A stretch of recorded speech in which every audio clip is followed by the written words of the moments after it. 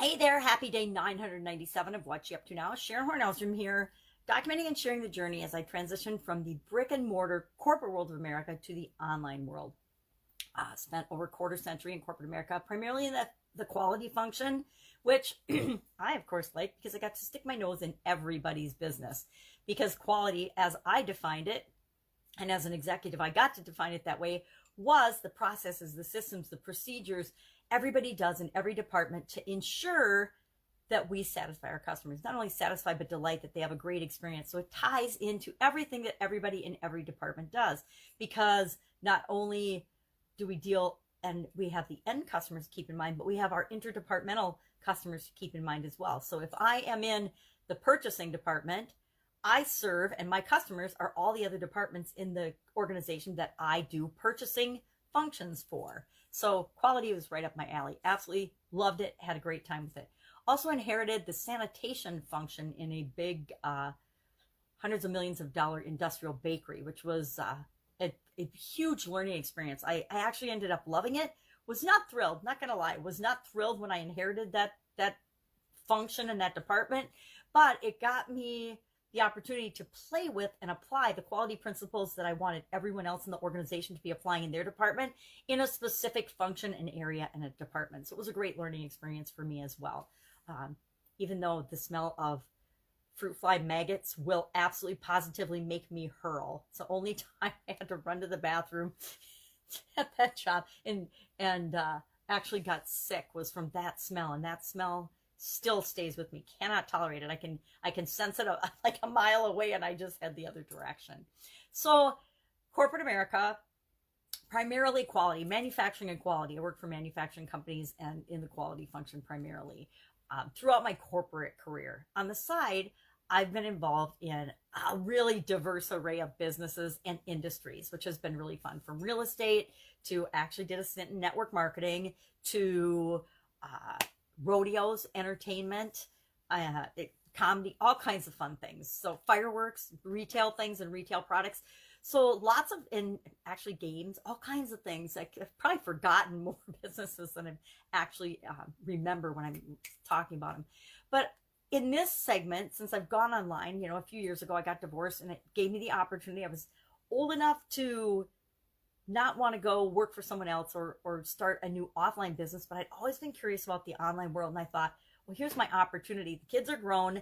I can be curious about this. I can explore it and I can check it out. And so I thought, as long as I'm doing it, I might as well share what I'm learning and document my journey via the internet, right? So it's kind of like a running discussion about what's working, what's not, what I'm working on.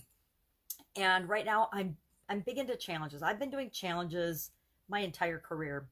Back in the olden days, I was doing challenges before there was the internet, before there was media where we could share challenges. And then as the internet became available, I used to do them on my blog. I had a blog where I did a lot of stress challenges, because back in the day, I was running businesses, raising kids, and working in corporate America, and it was pretty stressful, not gonna lie.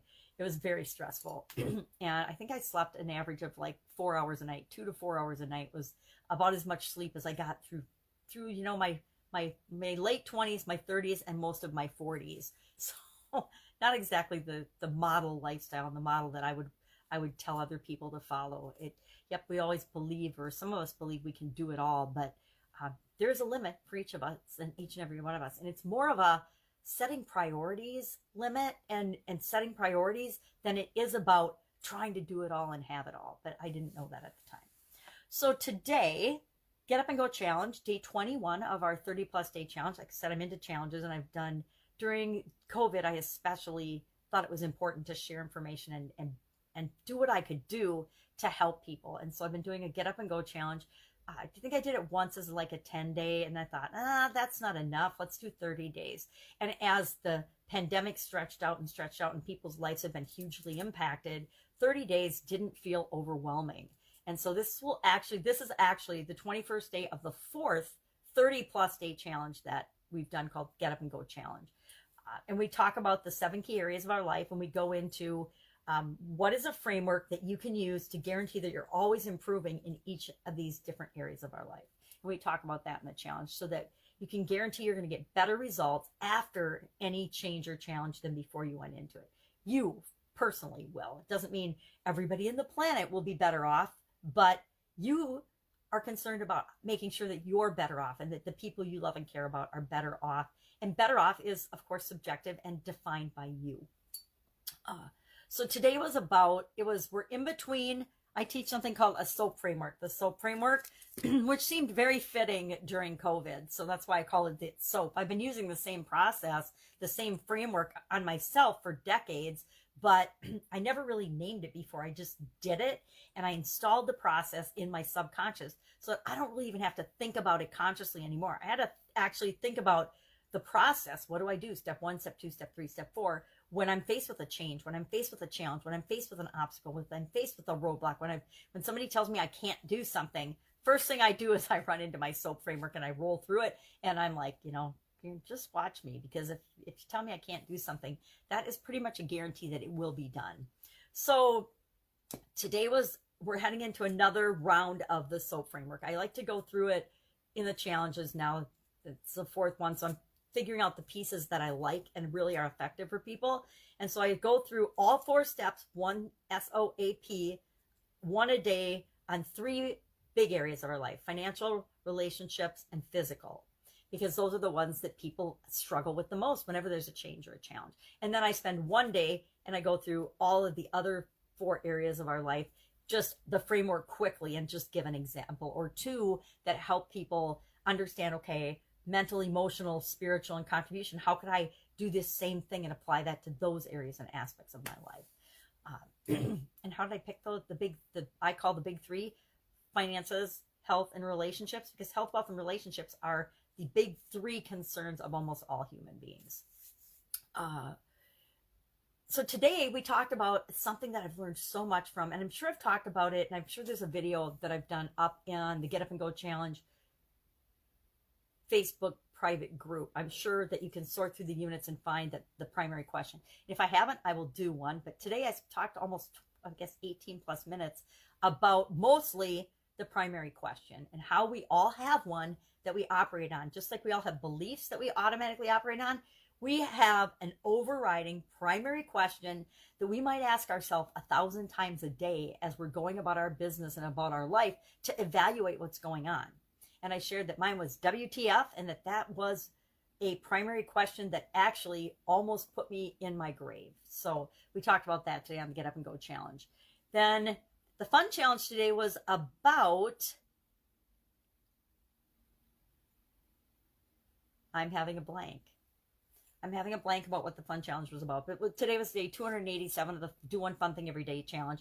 And I'm actually using, dip my head down, a little journal book called Do One Fun Thing Every Day as a guide to do one fun thing every day. And actually, I started this with, a couple years ago, the little journal book, Do One Thing Every Day That Scares You, to increase and stretch my comfort zone. Now, I had this book for a couple of years. I actually got it for a friend of mine and I when we were in a network marketing business, because she was afraid, and I guess I probably was too, there's my parents, of doing some of the things that they were teaching us to do in that network marketing company, which it turns out were ridiculous, old-fashioned ways of doing things anyway. So shame on the company, shame on us for trying to do them. But we were scared to do it. So I bought us each this book when I was up at the cabin one weekend, and I thought, we could do this together. Every day we'll go through it and we'll do something that scares us. And I think I started it once or twice, did a few days, and then never finished it. Sat on my bookshelf forever and ever and ever.